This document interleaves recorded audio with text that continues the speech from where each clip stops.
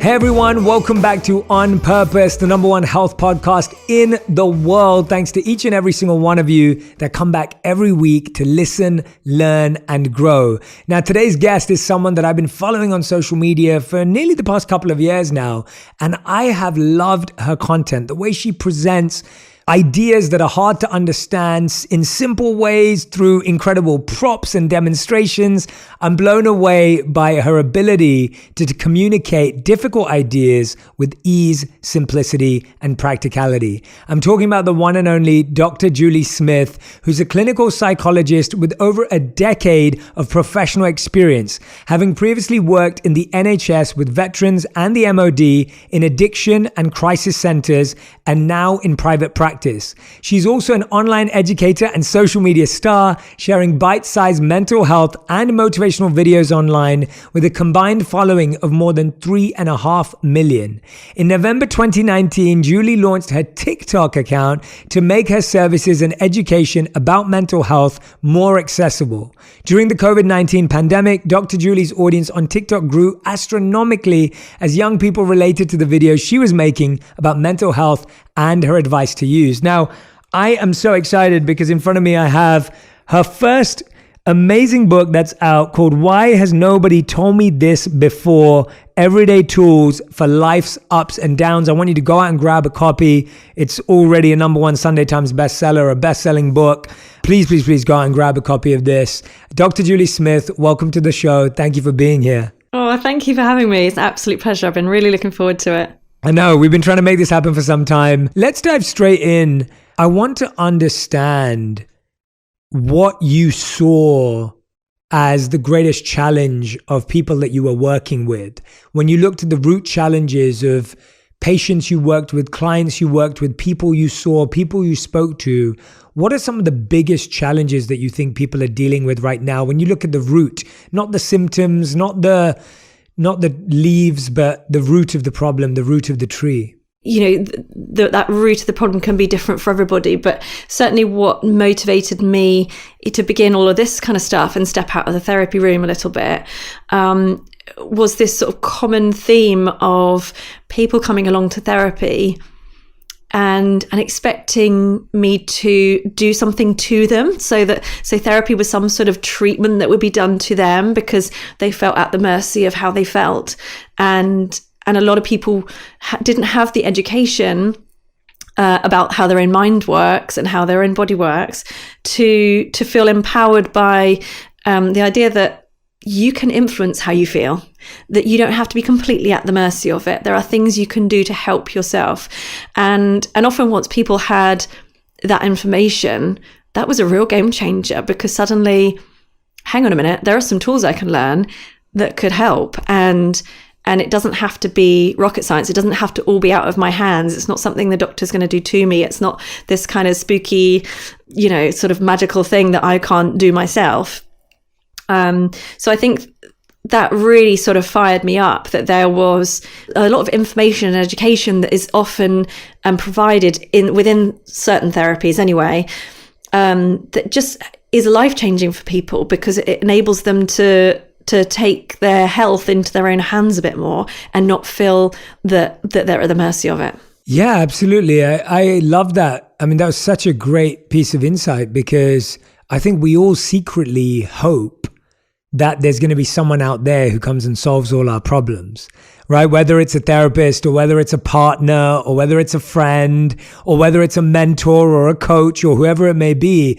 I think we all secretly hope that there's someone out there who's just going to magically turn up and be our fairy godmother and sprinkle their magic dust. And all of a sudden our life's going to look different. And what you're kind of saying, which is the inconvenient, painful truth, is that, actually, it's a fortunate thing, it's a beautiful thing, is that actually it's all within your own control. You have the ability to make choices and habits and practices that can define that. Why do you think it is that we are looking to outsource our well-being or outsource our journey? Why is it that we're trying to say, fix me or solve me? Where does that come from? I think it comes from sometimes not knowing that there are things you can do that help. and that I think there's a sort of culture around needing to buy something that is going to fit. It's good marketing, I think. That lots of companies are based on making you feel like there's something wrong with you, and they can fix it if you buy this product off them. But also mixed in with the fact that there isn't enough education around how your mind works and how you can manage your own health. We get a little bit of that around physical health, but nothing really in terms of mental health. And I kind of felt like, all these people, once they were having some of these little bits of education that were really making this difference day to day, I was kind of thinking, why do people have to pay to come and see someone like me to find that out? Because, that's not, obviously some people come for full therapy, which, is brilliant and helps lots of people. But there were a lot of people that were coming along, and once they had the education, they were raring to go. That was enough. And so I kind of wanted to make that more available. Absolutely. So for those of you who don't have the book in front of you yet, I know you will after this podcast, Dr. Julie talks about everything from moods to motivation, to emotional pain, to grief, to self-doubt, to fear, to stress, to meaning, all beautiful themes and topics. And we're going to dive into a few of my favorites from when I received her book over the holidays. I really wanted to talk about mood, and I want to dive in with you now. I think mood and a low mood have become such common experiences now, and the idea that we have certain days where we feel good, and there are certain days where we just feel bad and unmotivated, and we don't want to get out of bed, and we don't feel like doing anything. How should we be approaching those days or those weeks that start to feel like we're stuck, we're not moving, nothing's happening in our life? How should we approach that feeling and emotion? Well, I think it starts with understanding that it's a normal part of being a human being. And I think that's often something that holds us all back is, there's this sort of, I don't know if it was something that's been sort of pushed by, social media or anything like that, but it's definitely online, is this idea that that somehow our default is one of happiness and contentment, and anything outside of that means you're getting something wrong, which is just absolute rubbish. That human beings are built to fluctuate, and emotions come and go. The pleasant ones come and go, and the unpleasant ones come and go as a part of that experience, and that's a normal.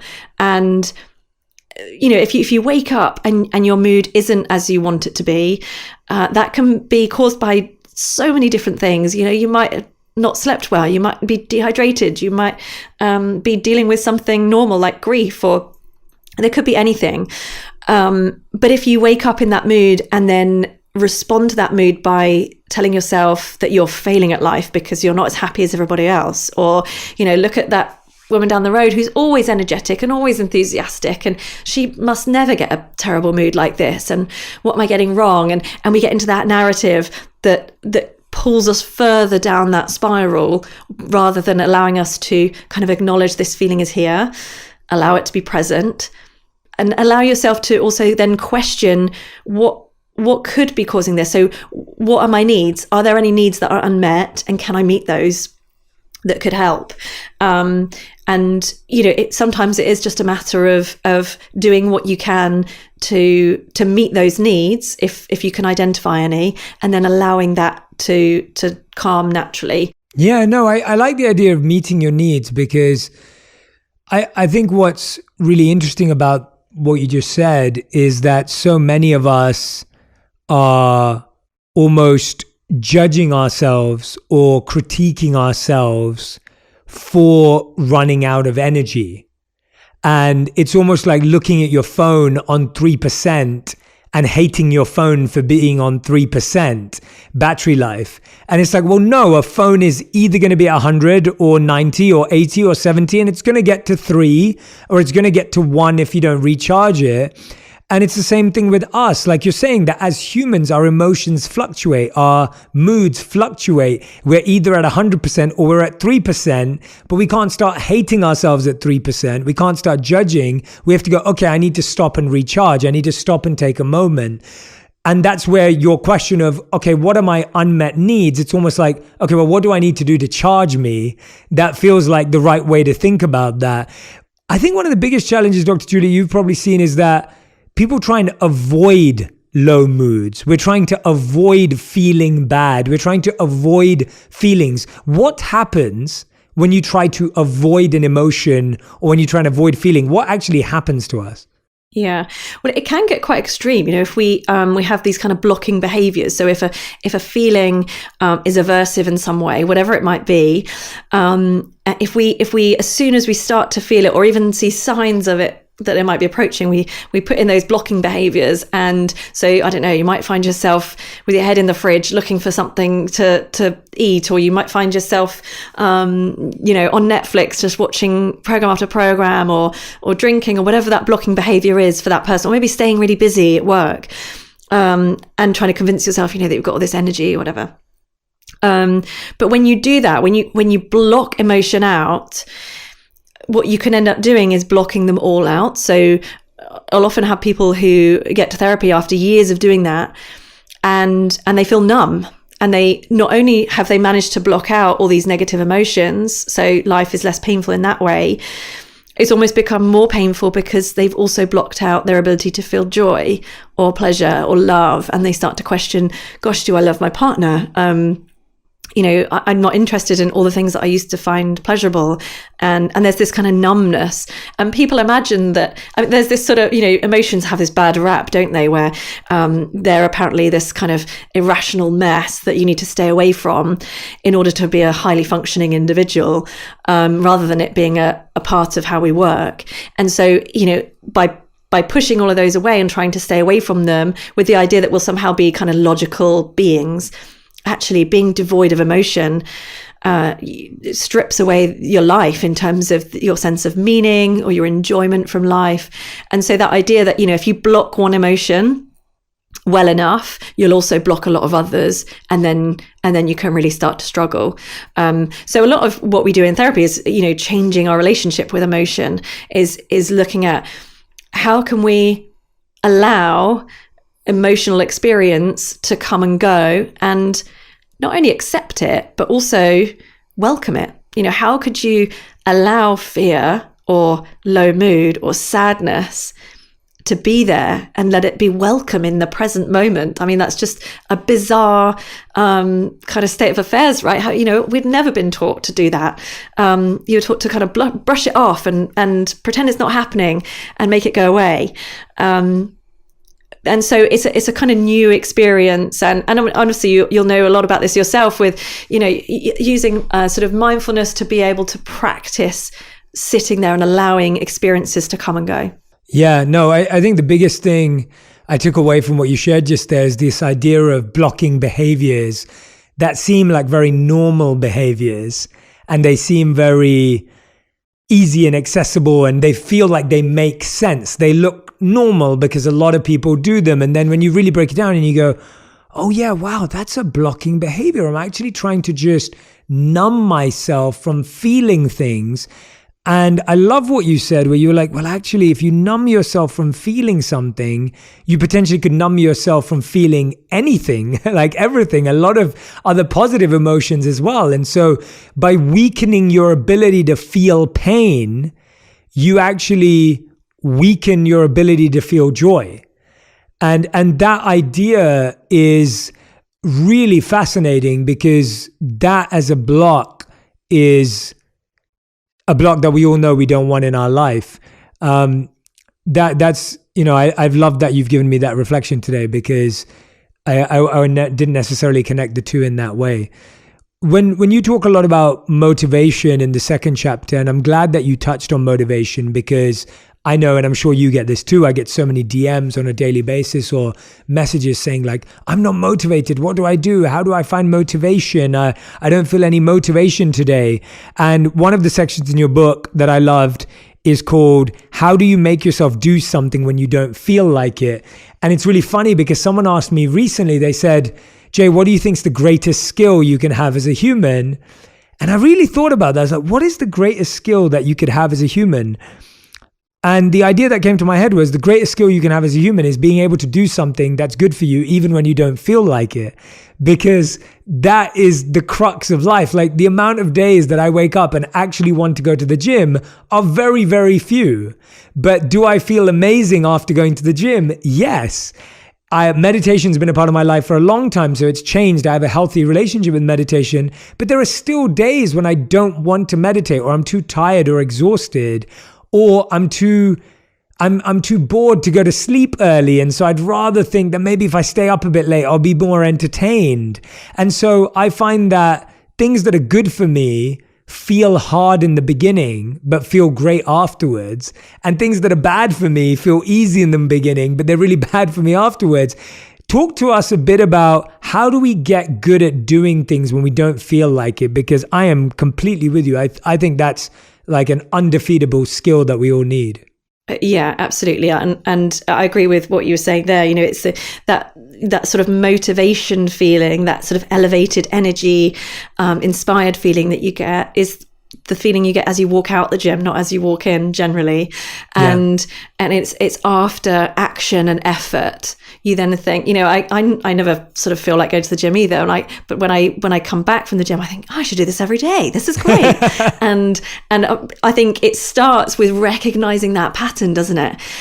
Recognizing, I know I'm not going to always feel like it. Because I'm, again, it's not about failure. It's not about, you know, I think a lot of stuff online teaches people, you know, you've just got to be motivated every day. And if you're not, then what are you doing? And actually humans don't work that way. Motivation, you have to treat it like any other emotion. Some days it will be there, some days it won't. So you can't rely on it to be there to help you reach your goals. So, you know, if you've got goals that you've set around your own values and what's really important to you, you have to then find a way of being able to keep that consistent even when you don't feel like it. So you can't make the decision to act only based on, do I feel like, a bit like cleaning your teeth, right? So you clean your teeth every day. You never consider whether you really want to or not. It's just something that you do because you consider yourself someone who looks after their dental hygiene, right? And it's, you know, so it's just part of your day. It's non-negotiable. And you can kind of work with it a little bit like that. But when you see emotion as something that can come and go, you can then acknowledge that you can tap into other reasons for doing the thing that you want to do. So I don't feel like going to the gym today, but I have set myself a goal to increase my fitness because it's important to me that I am fit and healthy for my children as they grow up. I want to be able to play with them and live a long life, to be with them for as long as possible, and those sorts of things. So you're tapping into your values system and being absolutely clear on why you're doing that thing. And even if it's, gosh, you know, if it's, I have to go to this job that I hate, it might be because you're going to put food on the table at the end of the week for your children, or you're going to keep a roof over your family's head. And, you know, you can tap into those sorts of values, even if it's something that isn't, you know, something that you would, you know, benefit from sort of personally or in terms of your kind of health or well-being. You know, life can be really tough in that way, but you can tap into, well, why is it that I'm doing this really, really hard thing that I'm hating? Oh, it's because actually, yeah, I'm the breadwinner and it's important to me to look after my family and stuff like that. So you can kind of tap into the values. But also we something that's taught in a therapy called dialectical behavior therapy, DBT, is often taught to people who feel overwhelmed with emotion and then respond to that emotion in a sort of high risk or unhealthy way. And so what you teach people is a skill that they call sort of opposite action. So and you use mindfulness to help people recognize that difference between having an urge to do something and then acting on it. So, you know, the trouble is, you know, your different aspects of your experience are all experienced at once. So it's like, I think it's like weaves in a basket. You have your thoughts and you have your emotions, you have your physical state, you have your urges to do or not do something, but you don't experience them as separate. You know, you don't describe it in your head. You experience this whole thing in one. And so you're often acting based on urges, and there's no gap in between. And so you kind of use a mindfulness practice to help just widen that gap so that you can experience an urge. And in the book I talk about just a silly game that I used to play with my sisters growing up, where we would hold polo mints in our mouths, and it was a competition, see who could not crunch the mint, because it's just you just can't do it. It's impossible, right? And I didn't realize it at the time, but what we were doing there was practicing acting opposite to an urge. You have this urge to crunch down on the mint, but you learn that actually I can experience that urge and not act. And I can even do the opposite to that. So you get this moment to choose, and you'll be an expert on this yourself, but mindfulness helps to open up that gap that allows you to then choose whether you're going to go with an urge or go opposite to it. So if you wake up and the urge is to pull the duvet over and switch your phone off and shut the world out for the day, you get this choice. Okay, do I go with this, or do I act opposite to it? And often you have to make that decision pretty quick to kind of really kind of make the most of the moment. But it's a great thing. You can use things like the sort of the mint crunching competitions to just kind of practice being aware of that and in kind of light-hearted ways, so that you're more skilled at doing it when you most need it. Yeah, thank you for sharing those two massive insights. The first one was you talking about how we shouldn't rely on motivation. I thought that was such a great way of phrasing it, that we're reliant on motivation, and we can't be reliant on any feeling, because we're going to feel different every day. And the problem is we're trying to create the same feelings every day. And you're spot on that when I think about my life, I don't feel the same today recording this episode with you as I felt the same recording my last episode with the other guest. I feel different. And so I can't rely on how I feel. I have to rely on why I'm here, and why I'm doing this, and why I'm trying to serve my community, and why On Purpose listeners want me to show up at my best, and I want to show up for them. And that's what's driving me, not how I'm feeling right now. And so almost being driven by something else. And then coming to what you just said is that difference between the urge and the ability to take that space and time to respond. And in the spiritual texts, when we studied that about the mind, the three words were thinking, feeling, and willing. So it being like the gap between thinking and willing, like from having the thought to actually doing it, you have that gap that you can adjust and edit and change. And you're so right that we almost need to create that gap in areas of our life where we're not trying to practice it, if that makes sense. So what I'm trying to say there, and I'd love to hear your thoughts on this, Dr. Julie, is that if you're trying to wake up early in the morning, don't practice trying to create this gap between the urge and pulling the duvet over in that moment. Practice it outside of the moment so that then you can bring it into that area. Whereas if you practice in that area, chances are your default action is going to come across. Does that make sense? And how could you build that conditioning in another area of your life? Yeah, absolutely. I would say practice with things that feel easy and manageable, just create some repetition in doing that. And actually, nobody will be starting from scratch either. There will be times when you use that skill, but you just haven't recognized that you've used it. And sometimes I think becoming aware of when you use it and it's successful helps you to feel more positive about the fact that you can do it. So, I don't know. Yeah, I've got young children. So, sleep deprivation is, torture. And, your baby will wake up for the 6th time in a night, and you've got to be up at 6 for work. And you hear them cry and you think, I just cannot get out of bed one more time.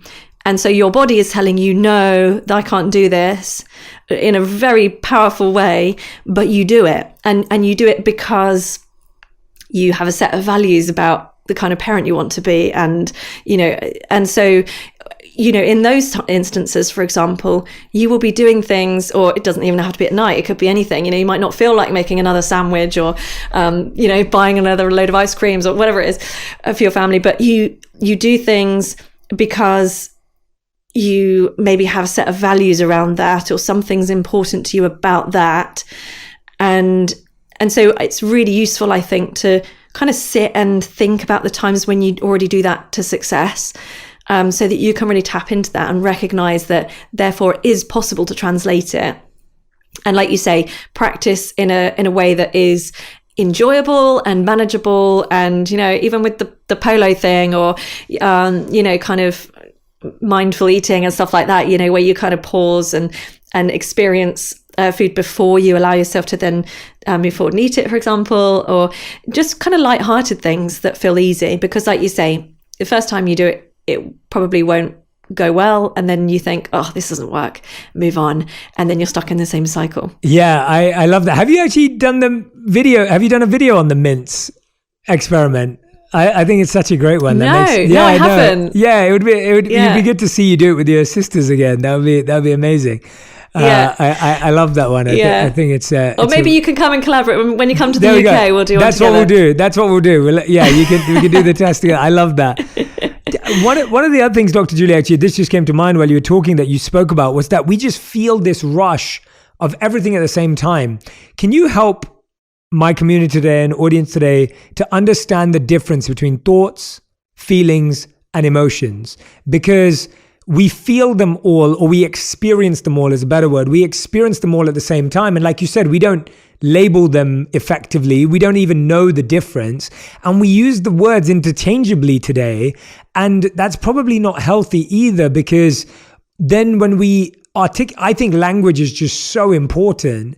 And the way we articulate how we feel or an emotion, if it's incorrect in the sense of how it works as a system, we're already setting ourselves up for more difficulty. So could you just break down for us the three and how to know the difference when we experience them? Sure. So certainly I would say some people can tap into more easily one over the other. So some people will always be able to identify what they think, but can't sort of label feelings or something like that. Or some people will be really tapped into how they feel physically in their physical state, but won't necessarily recognize thoughts. And that's normal and that's okay. In terms of thoughts, I often talk to people about it's that, the description, the narrative that's going on in your head, the way you talk to yourself in your head, or the different sort of words that pop into your head, or images even. So it's that kind of, how you talk to yourself in your head, whereas emotions are feelings and sensations that you have. And then we often separate that from sort of physical sensation and therapy. So we'll talk about your physical state. So, where you feel things in your body and how your body feels at certain times. And then behavior being, I often split behavior into urge and action for reasons that we've been just talking about, to get people to recognize that you might have an urge to do something, but you might not do it. And so, actions are what we do or don't do at any given point. But you might be able to elaborate on those yourself, actually. I mean, how would you kind of describe emotions? Yeah, no, the difference that I've at least understood, and by the way, I love what you said. The way I've heard it being explained is that feelings are our experiences of emotions. So emotions are something that is chemically, biologically, physically happening. And then how we feel about what is happening is our feeling. So for example, if my body is feeling exhausted, if my body is tired, and the emotional experience would be, low energy, the emotional experience would be fatigue, etc. We know what's happening with the chemicals in that space.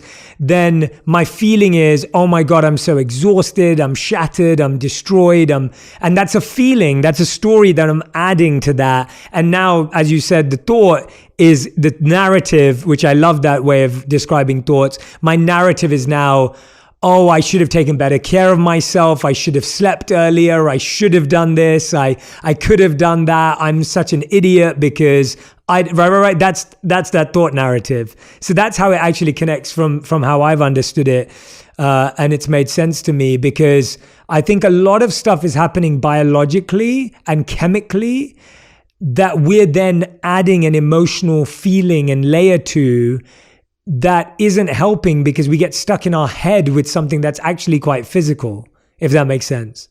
Yeah, absolutely. And often I get that when a really common question I get is, what's the difference between stress and anxiety? And often the answer that I give for that is often around, they're actually part of the same physical reaction. You have this one threat response and you only have that one threat response. So what your body is doing is essentially the same, but we conceptualize it differently. So, and I also often talk about this idea of, stress being, let's say you allocate yourself, 10 minutes to go off and go to the post office and post a parcel, and you get there and there's this huge queue and you're stood there, tapping your foot thinking, oh no, I'm going to be late for my meeting. I only allocated 10 minutes for this.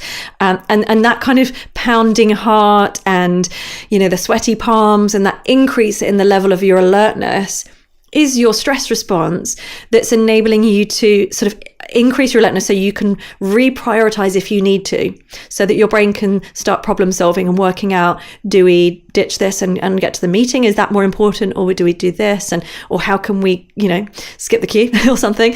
And so that would be stress. We would conceptualize that threat response as stress. But if it was anxiety, then it's more likely to be based around sort of something like fear. So some sort of threat, physical threat to your safety, for example, or a psychological threat. Let's say it might turn into anxiety if you were really worried about this. Maybe it's not a meeting, maybe it's a big conference, and walking in late would mean you felt humiliated, and that would be a psychological threat, right? And so you might feel anxious. And so it's still that same threat response kicking off, but you're conceptualizing it slightly differently.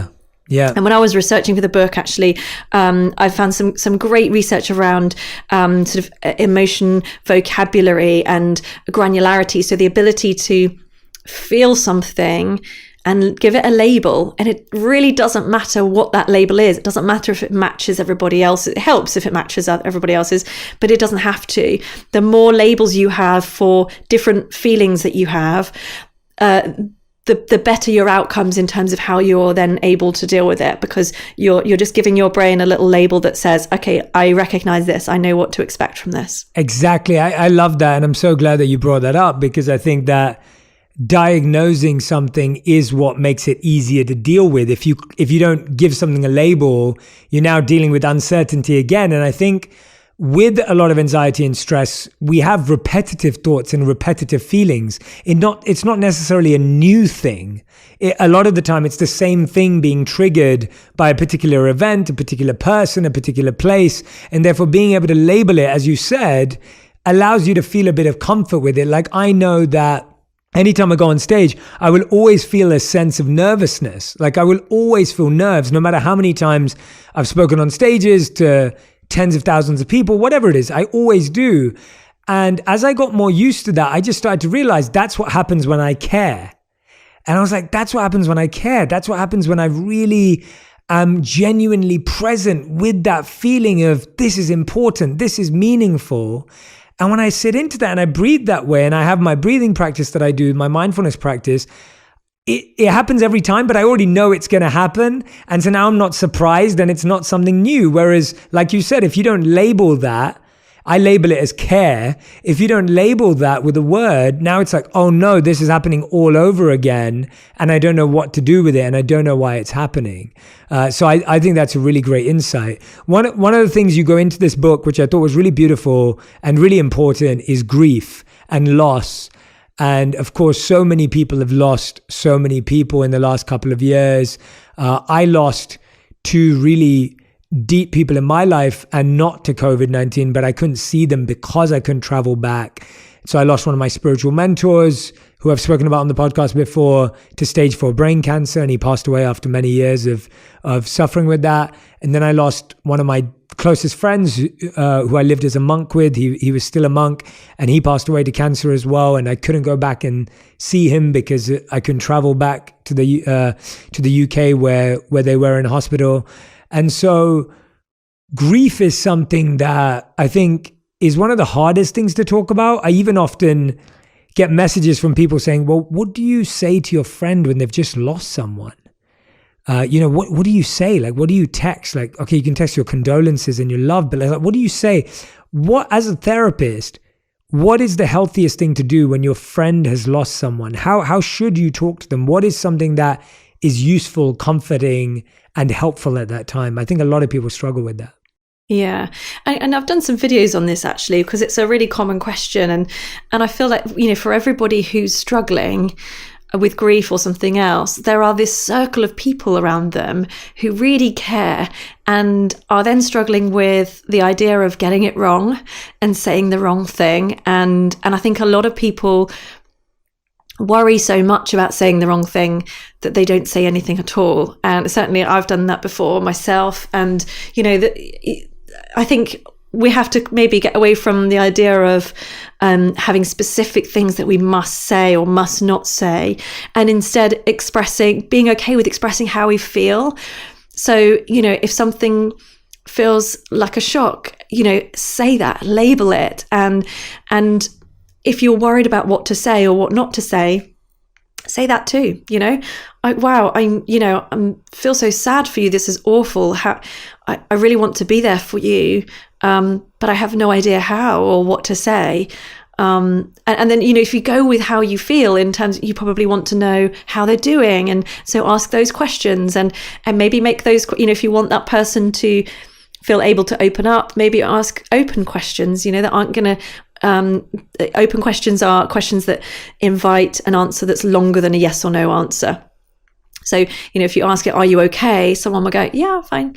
But if you ask, how are you doing? Then someone is invited to kind of talk at length and things like that. So if you're wanting to start a conversation about that sort of thing, then those are great ways to do that. But really, I would, you can kind of churn yourself up with what's the right thing to say, what's meaningful or profound or going to change how they feel. And essentially, you're not going to change how they feel. What you can add to the mix is letting them know you care for them and that their distress matters to you and that you want to get it right. So, it's okay to ask someone, how can I support you through this? What do you need? Because often those people will have an idea about what they need. And often it's just checking in, isn't it? And knowing someone's there to support you. I mean, what are helpful things that people have said to you? What's really interesting is that I don't think a lot of people did say anything to me, and not that I needed them to. I'm an interesting person with certain things. Like, I find when I go through pain or stress or anxiety, I like sorting it out myself. So I'm not much of a talker when it comes to certain things, apart from if I'm working with a coach or a therapist or someone who I trust is helping me make sense of something. And so, but I agree. I mean, I agree with everything you just said. I think that the biggest thing that I think you said is the problem is when we speak to someone in pain, whether they're in grief, whether they've just broken up, whether they've been through a divorce, or whether they're experiencing anxiety, the biggest problem is we're trying to say something that we hope will change how they feel, which is not going to happen. It's too much pressure on you. It's too much pressure on them. It's just not going to happen.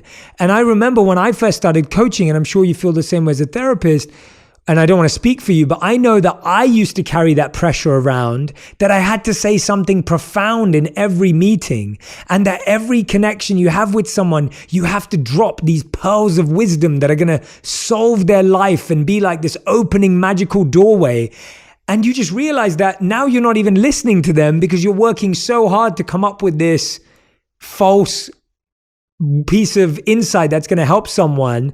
And that actually, if you just sat and listened, and like you said, asked open questions and were just present, that's what that person needed more than ever. And I think I'm segueing a little bit, but even in our romantic relationship, in our friendships, the problem is we're always trying to say things that we hope will change how people feel.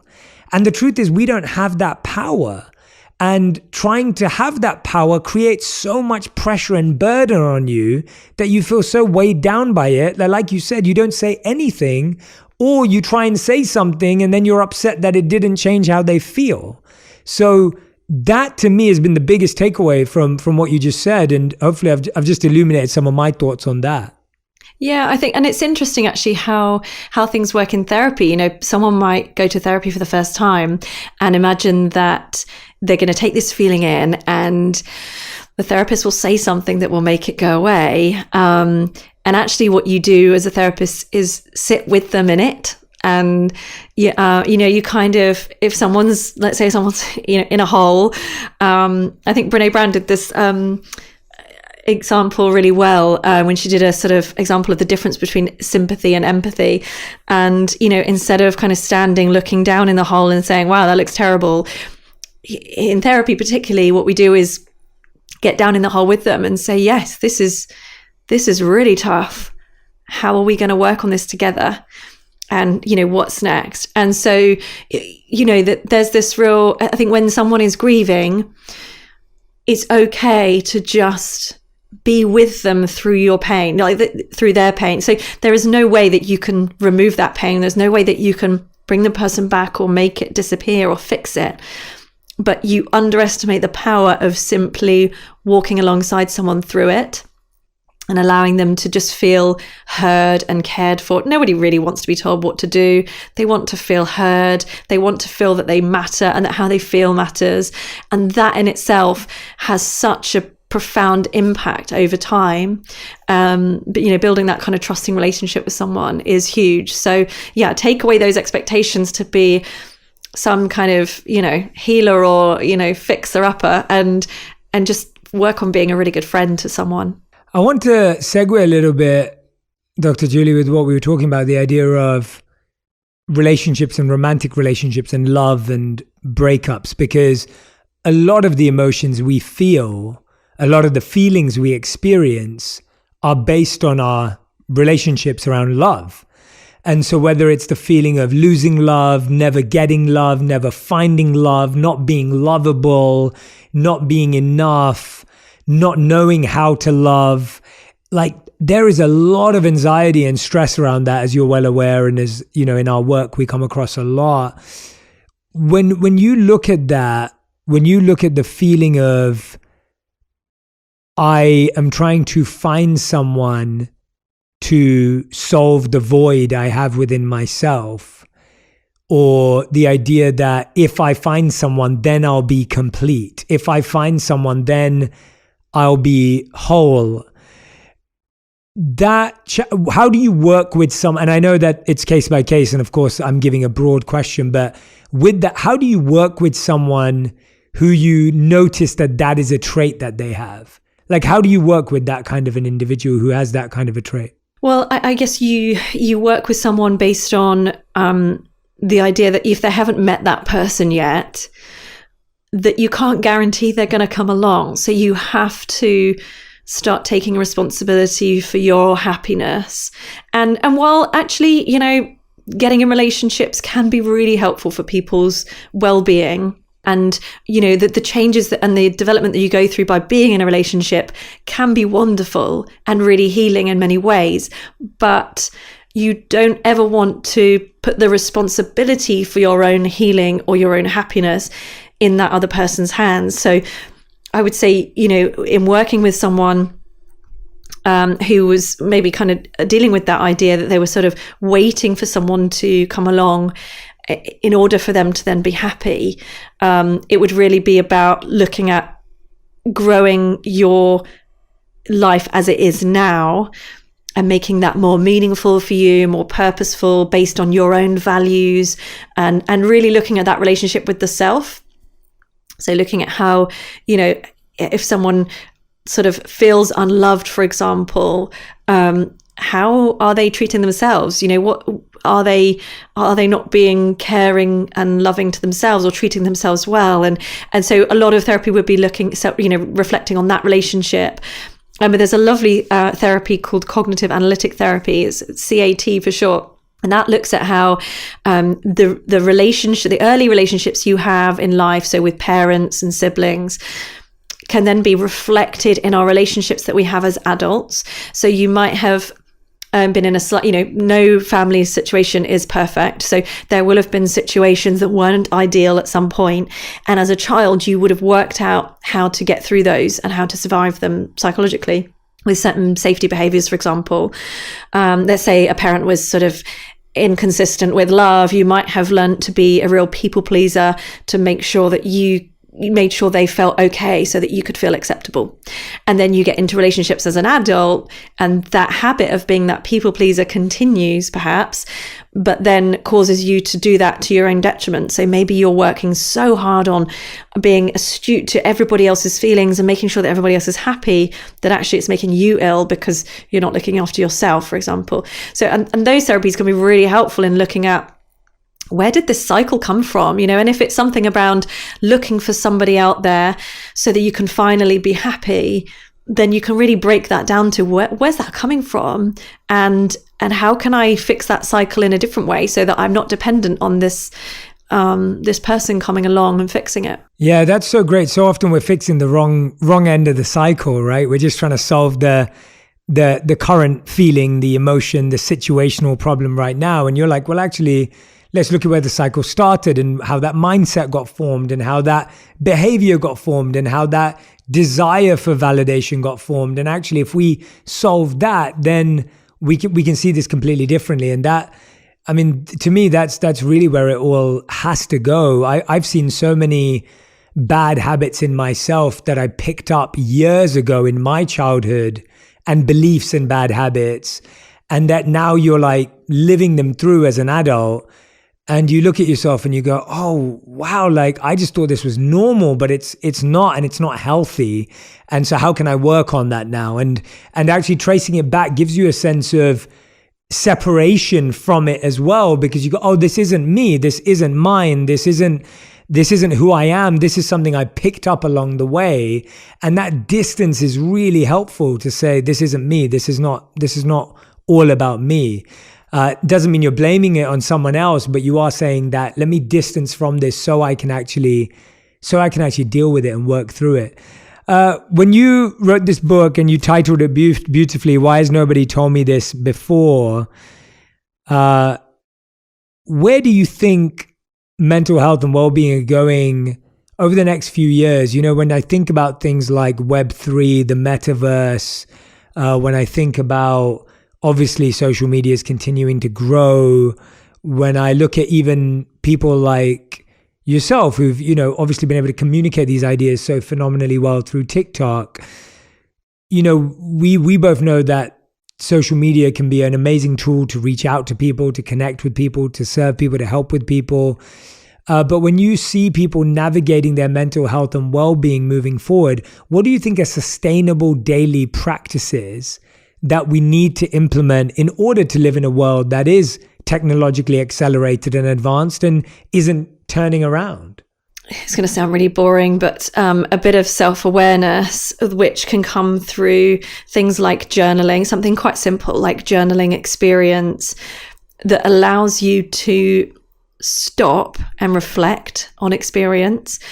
And, that's a smaller scale of a little bit of what happens in therapy. And we were talking about those cycles then, and the way you become able to tackle a cycle that you're stuck in is by first becoming aware of it. If you're not aware of what the problem is, how do you even begin to think about solutions? And so, even with this kind of fast-paced world and everything's online and our attention is being kind of stolen from us left, right, and center, the ability to step back and focus on you and your life for a moment is really a victory. And so I'm a sort of big advocate for sort of journaling and things like that. And even before I sort of did any clinical training, I look back, and when I was sort of growing up, any time that I was struggling with different emotions that I couldn't make sense of, or a situation that was kind of troubling me, I'm like you, I'm not a big kind of talker, or I'm very introvert and I spend time alone. My thing would be write it down. And if you write for long enough, you can begin to sort of make more sense of a situation. And that's really what we do in therapy when we're talking about those cycles. We literally map them out. So we write out what happens then, what happens next, what happens next, and then it comes back around. So you literally get yourself a map in front of you. And by doing that, you get this separation. So, you know, in the age of kind of social media growing or all the problems that might come with that, you're only able to tackle that and make conscious choices about what you want for your life if you are able to step back and consider the problem first. Yeah, I'm totally with you on that. And that feels and resonates so deeply. For everyone who's been listening or watching today, we've just dived into some of my favorite chapters. But as I said before, there's chapters on motivation, emotional pain, grief, self-doubt, fear, stress, and a meaningful life. And what I love about the book is that every section has a beautiful summary with things to think about, things to reflect on. There's, like this whole section here, which breaks down certain introspection and reflection questions. So, Dr. Julie, I'm so grateful we got to spend this time together. I highly recommend everyone goes out and gets a copy of Why Has Nobody Told Me This Before? Everyday Tools for Life's Ups and Downs. I can't wait to meet you and connect with you in person, and we're going to do our mints challenge or something similar. But thank you for sharing this with us. We end every episode of On Purpose with a final 5. These are the fast 5 where you have to answer every question in 1 word or 1 sentence maximum. So Dr. Julie Smith, are you ready? Okay. Question number 1 is, what is the best advice you've ever received? To enjoy myself alongside anxiety. What is the worst advice you've ever received? To calm down. How would you describe your current purpose? Touching people's lives in a positive way with the skills that I have. Beautiful. Question number 4. What's something you used to value that you don't anymore? Probably say material things. I'm not sure I ever really valued material things, but we'll go with that one. Okay, great. And 5th and final question. If you could create one habit that everyone in the world had to follow and do every day, what would that habit be?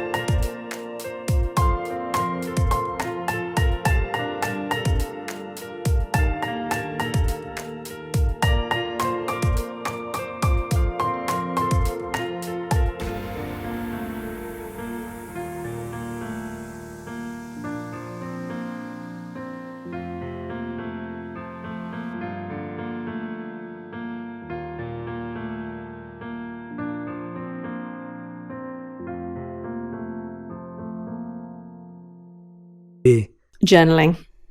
Nice. Beautiful. Everyone, Dr. Julie Smith. If you're listening or watching this episode, make sure that you tag us both on Instagram, on TikTok, on Twitter, on Facebook, so that we can see the nuggets of wisdom and all of that which you learned from this episode. I want to see all the takeaways. I want to see what's resonated with you, what stuck with you, what you're applying, what you're practicing. Dr. Julie Smith, I'm so grateful for your time and energy. Thank you for doing this at 7 p.m. on a Friday night in England. And I'm so happy that we got to connect finally. All the best with everything. Congrats on everything. And I really do look forward to meeting you. Thank you so much. And likewise, I'm really grateful for the chance to chat with you. It's been really, really lovely.